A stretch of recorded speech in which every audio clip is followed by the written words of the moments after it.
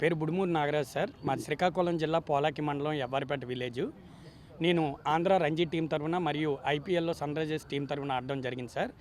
2019లో గోపిరెడ్డి శ్రీనివాసరెడ్డి గారు మరియు విజయసాయిరెడ్డి గారి ప్రాధ్వర్యంతో ఆ రోజు మన స్పీకర్ అయిన కొడెల శివప్రసాద్ గారు మరియు వాళ్ళ తనయుడు కొడెల శివరాం గారి మీద నా దగ్గర రైల్వే జాబ్ కోసం 15 లక్షలు తీసుకున్నట్టు వాళ్ళ మీద చీటింగ్ కేసు పెట్టమని నన్ను భయభ్రాంతులకు గురి చేశారు సార్.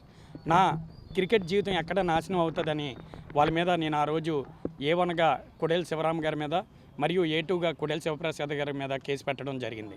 ఆ తర్వాత నేను ఎన్నోసార్లు ప్రత్యాశాపం పడ్డాను సార్.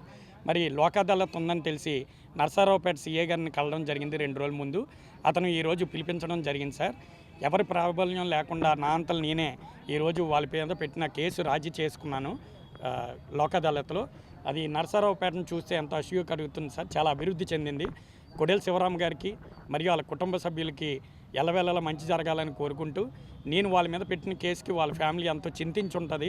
నన్ను క్షమించమని వాళ్ళ కుటుంబ సభ్యులను వేడుకుంటున్నాను సార్. మరిన్ని వీడియోస్ కోసం ఛానల్ ని సబ్స్క్రైబ్ చేయండి. లేటెస్ట్ అప్డేట్స్ కోసం వాట్సాప్ ఛానల్ ని ఫాలో అవ్వండి. ఆ లింక్ డిస్క్రిప్షన్ లో ఉంది.